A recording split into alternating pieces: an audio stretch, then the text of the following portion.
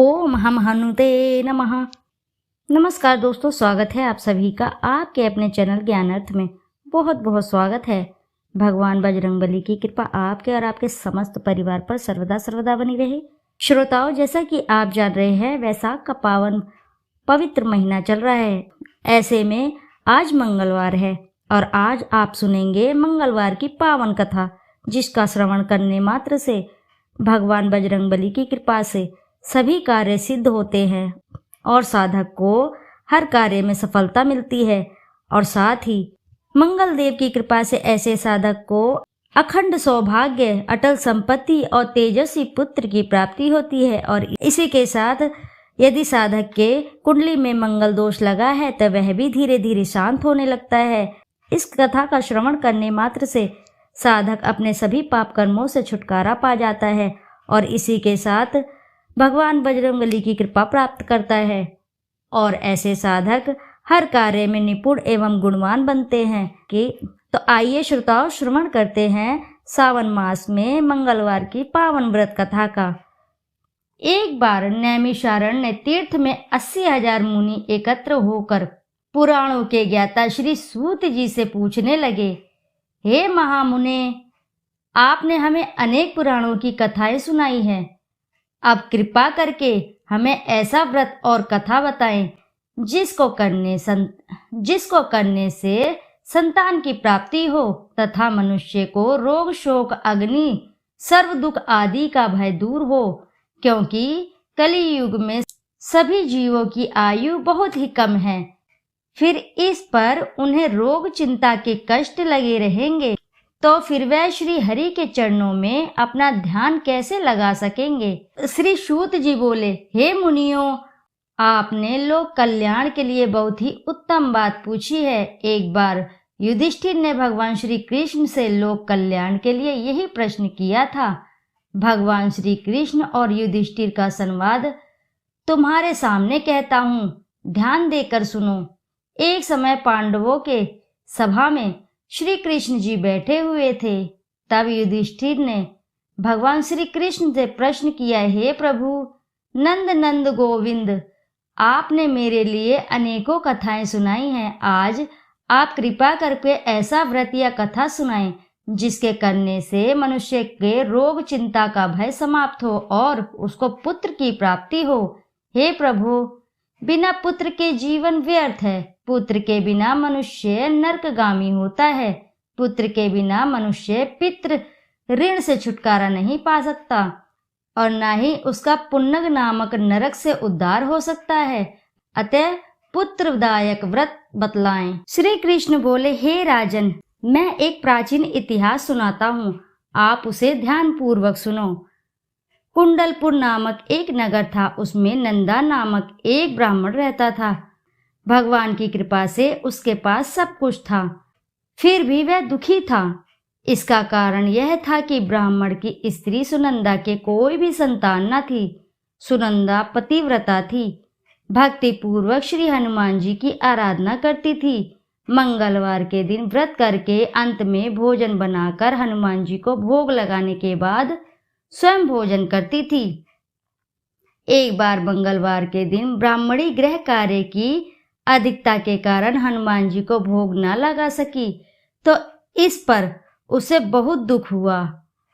उसने कुछ भी नहीं खाया और अपने मन में प्रण किया कि अब तो अगले मंगलवार को ही हनुमान जी का भोग लगाकर अन्न जल ग्रहण करूंगी।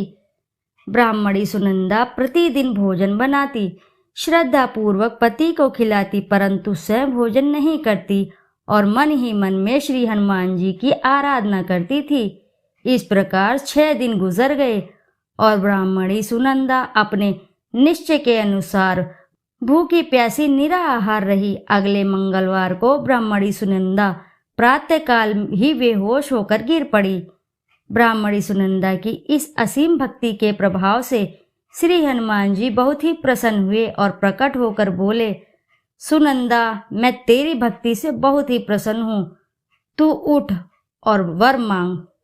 सुनंदा अपने आराध्य देव श्री हनुमान जी को देखकर आनंद की अधिकता से विवल हो श्री हनुमान जी के चरणों में गिरकर बोली, हे प्रभु, मेरी कोई संतान नहीं है, कृपया करके मुझे संतान प्राप्ति का आशीर्वाद दें, आपकी अति कृपा होगी। श्री महावीर जी बोले, तेरी इच्छा पूर्ण होगी, तेरे एक कन्या पैदा होगी, उसके अष्टांग प्रतिदिन सोना दिया करेंगे।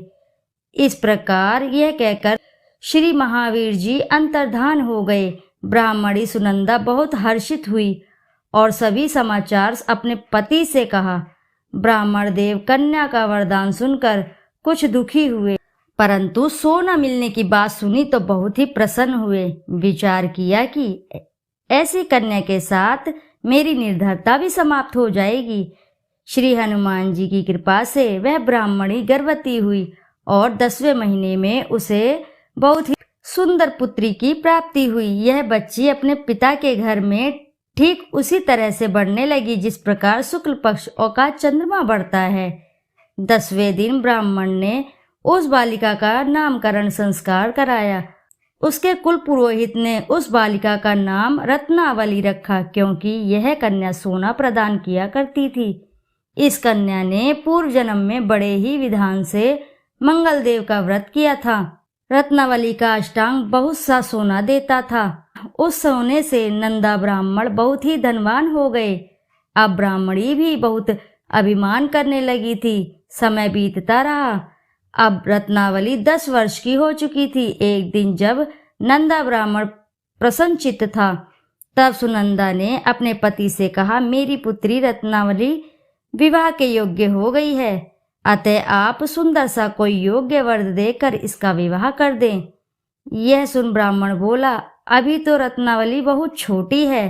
तो ब्राह्मणी बोली, शास्त्रों की आज्ञा है कि कन्या 8वें वर्ष में, गौरी 9 वर्ष में और रोहिणी 10वें वर्ष में कन्या के इसके पश्चात रजस्वला हो जाती है। गौरी के दान से पाताल लोक की प्राप्ति होती है, रोहिणी के दान से वैकुंठ लोक की प्राप्ति होती है, कन्या के दान से इंद्रलोक में सुखों की प्राप्ति होती है। अगर हे पतिदेव रजस्वला का दान किया जाता है तो घोर नरक की प्राप्ति होती है। इस पर ब्राह्मण बोला, अभी तो रत्नावली मात्र 10 ही वर्ष की है और मैंने तो 16-16 साल की कन्याओं के विवाह कराए हैं, अभी जल्दी ही क्या है। तब ब्राह्मणी सुनंदा बोली, आपको तो लोभ अधिक हो गया है लगता है। शास्त्रों में कहा गया है कि माता पिता और बड़ा भाई रजस्वला कन्या को देखते हैं तो अवश्य ही नरकगामी होते हैं। तब ब्राह्मण बोला, अच्छी बात है, कल मैं अवश्य ही योग्य वर की तलाश में अपना दूत भेजूंगा। दूसरे दिन ब्राह्मण ने अपने दूत को बुलाया और आज्ञा दी कि जैसी सुंदर मेरी कन्या है वैसा ही सुंदर उसके लिए वर की तलाश करो। दूत अपने स्वामी की आज्ञा पाकर निकल पड़ा। पंपई नगर में उसने एक सुंदर लड़के को देखा। वह बालक एक ब्राह्मण परिवार का बहुत ही गुणवान पुत्र था। इसका नाम सोमेश्वर था। दूत ने इस सुंदर व गुणवान ब्राह्मण पुत्र के बारे में अपने स्वामी को पूर्ण विवरण बता दिया। ब्राह्मण नंदा को भी सोमेश्वर अच्छा लगा और फिर शुभ मुहूर्त में विधि पूर्वक कन्यादान करके ब्राह्मण ब्राह्मणी संतुष्ट हुए। परंतु ब्राह्मण के मन में तो लोभ समाया हुआ था। उसने कन्यादान तो कर दिया था, पर वह बहुत ही खिन्न भी था। उसने विचार किया कि रत्नावली तो अब चली जाएगी और मुझे इससे जो सोना मिलता था वह भी अब नहीं मिलेगा। मेरे पास जो धन था कुछ तो इसके विवाह में खर्च हो गया और कुछ शेष बचा है, वह भी कुछ दिनों के पश्चात समाप्त हो जाएगा। मैंने तो इसका विवाह करके बहुत बड़ी भूल कर दी है। अब कोई ऐसा उपाय है कि रत्नावली मेरे घर में ही बनी रहे, अपने ससुराल बिल्कुल न जाए। लोभ रूपी राक्षस ब्राह्मण के मस्तिष्क पर छाता जा रहा था। रात भर अपनी शैया पर बेचैनी से रुकावटें बदलते बदलते उसने एक बहुत ही क्रूर निर्णय लिया। उसने विचार किया कि जब रत्नावली को लेकर उसका पति सोमेश्वर अपने घर के लिए जाएगा तो वह मार्ग में ही छिपकर सोमेश्वर का वध कर देगा और अपनी लड़की को अपने घर ले आएगा। जिससे नियमित रूप से उसे सोना भी मिलता रहे और समाज का कोई मनुष्य उसे दोष भी नहीं दे सकेगा। प्रातःकाल हुआ, नंदा और सुनंदा ने अपने जमाई तथा लड़की को बहुत सारा धन देकर विदा किया। सोमेश्वर अपनी पत्नी रत्नावली को लेकर ससुराल से अपने घर की ओर चल दिया। ब्राह्मण नंदा महालोभ में वशीभूत हो वह अपनी मति खो चुका था। पाप पुण्य को उसे विचार बिल्कुल भी नहीं आ रहा था।